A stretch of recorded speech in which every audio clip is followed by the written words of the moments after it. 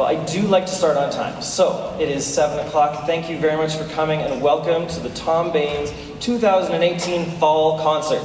Let's have a big round of applause for the musicians on stage, in the balcony, and in the audience. Thank you so much for coming.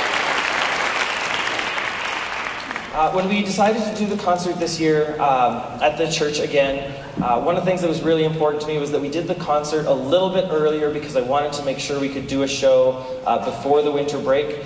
And then we found out how early it was going to have to be, and November 21st, some of the kids in the grade 7s have only had their instruments for 7 weeks. We've just gotten back from band camp with the grade 8s and the grade 9s, and I was in September a little nervous about how early this concert was, and I got to tell you today, after our dress rehearsal and the way we've been rehearsing the last few weeks, I'm not at all concerned. Your kids have been brilliant, and they've put this concert together so well, and I'm so proud of them. I think you're going to have a great show for an incredibly early in the year performance. I think you're going to be blown away. Before we start the performance, sorry that it looks like I keep checking my phone, it's just this is where the words are. It is important that we acknowledge the land that we are on. And we would like to acknowledge the traditional territories and oral practices of the Blackfoot Nation, which includes the Siksika, the Piikani, and the Kainai. We also acknowledge the Tsuut'ina and Stoney Nakoda First Nations, Métis Nation, Region 3, and all people who make their homes in the Treaty 7 region of southern Alberta. We're making this acknowledgement to further demonstrate our commitment to work together as a community in laying the foundation for reconciliation through education. All CBE schools have been encouraged to make an acknowledgement at the beginning and end of each school year, and every time we come together for a significant celebration, such as a fall band concert. As usual, we will have students introducing most of the pieces tonight, and so I'd like you to give a big warm welcome to Aaron and Joe to introduce our very first piece of music.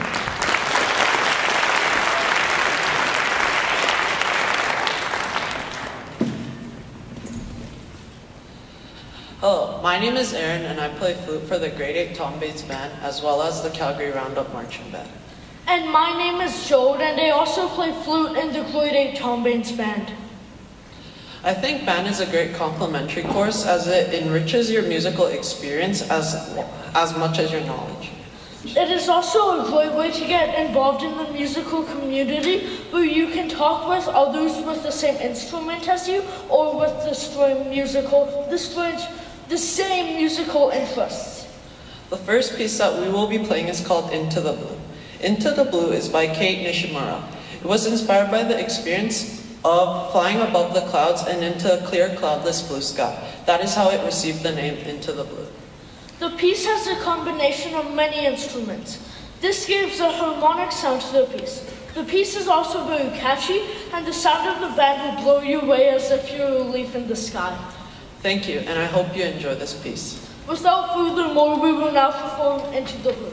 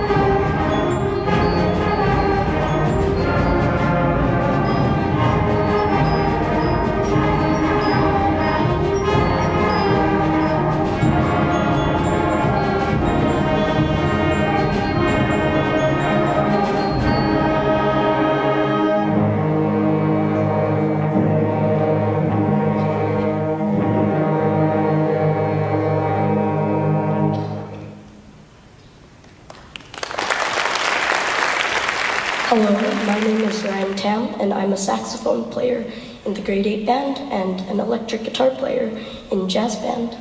So Jungle Dance is composed by Brian Balmage and portrays the strong energy of all the life in the jungle. This upbeat theme cleverly uses its main melody by repeating it and overlaying it with many other layering melodies and harmonies as the song evolves throughout the piece. One very particular part about the song is its impressive percussion part, which drives the song. So without further ado, I present Jungle Dance.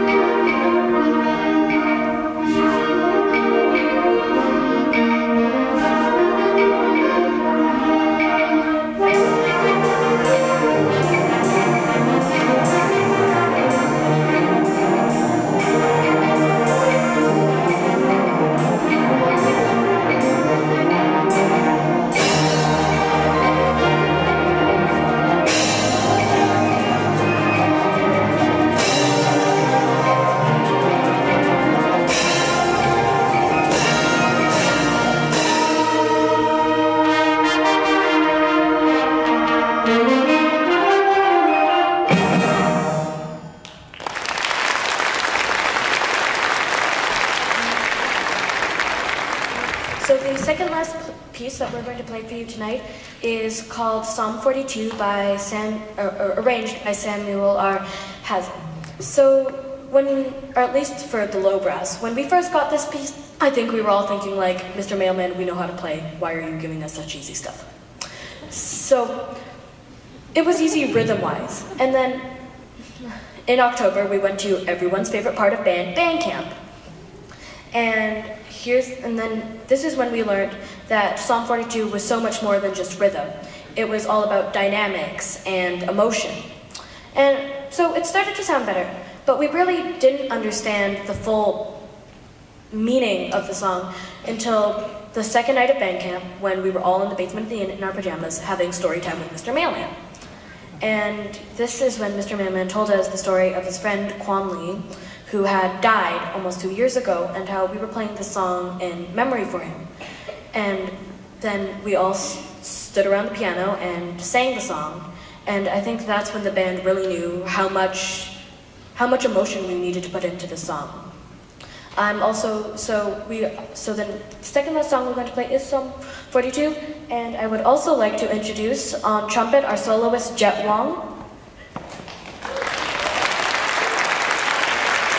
So, Psalm 42.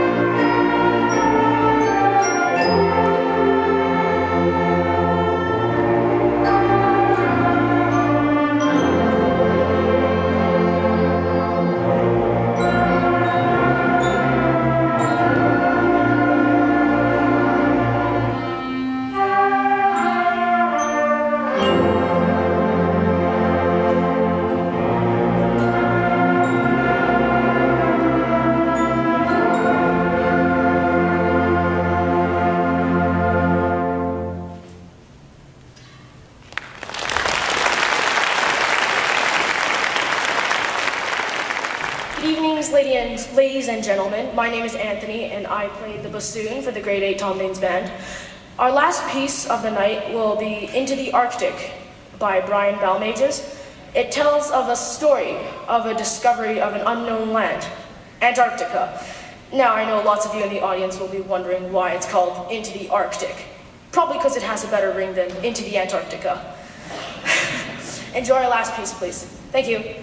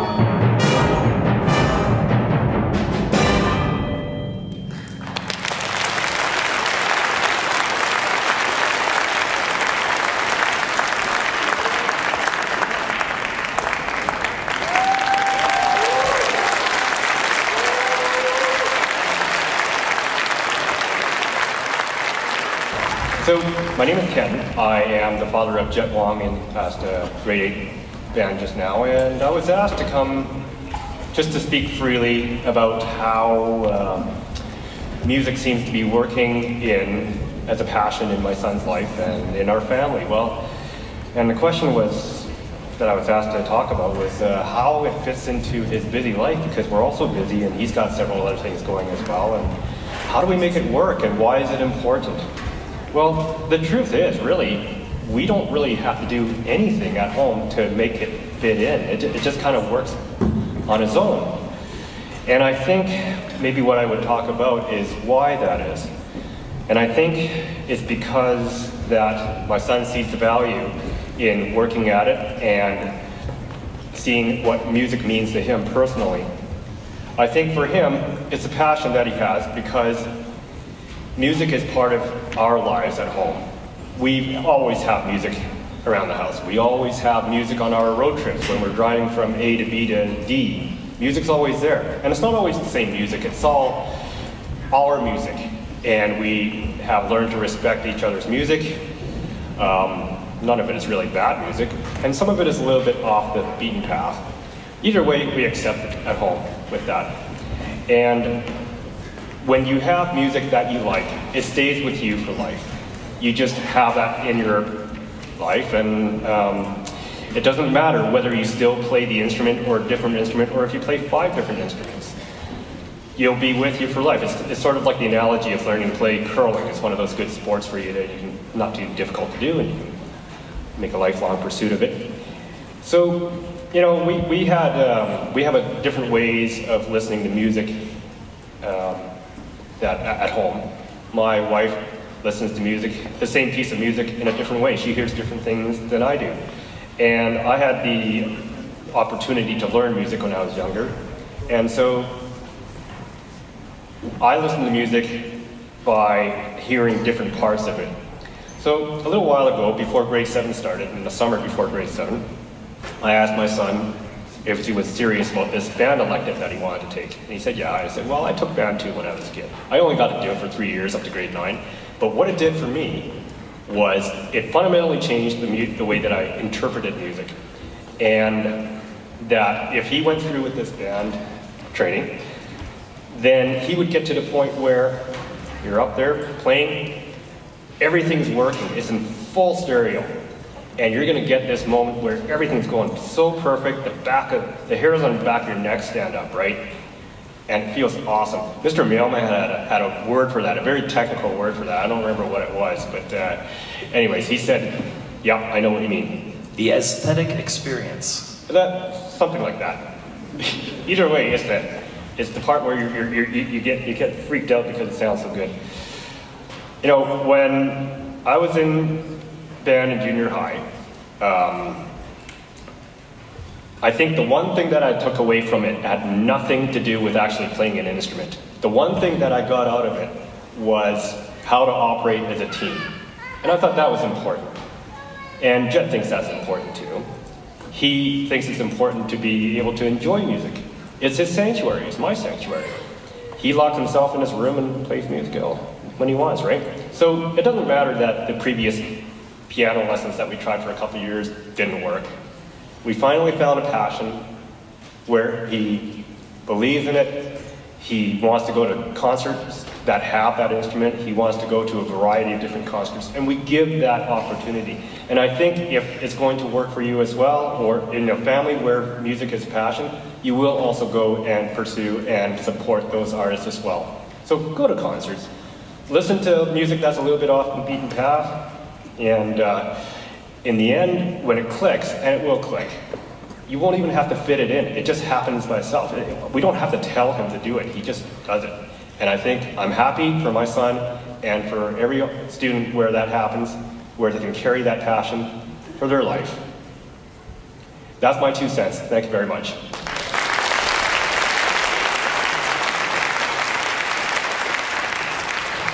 Thank you very much. Mr. Wong was one of our band camp chaperones at the grade 8 camp, and he and I stayed up way too late some nights talking about music and how important it was, and he really inspired me while we were there, and so I wanted to share share him with all of you, because we have such an incredible community here, and I know that there's more parents just like him and totally different from him and wonderful in all different ways. And so I hope to get to meet all of you and have good conversations with all of you at some point.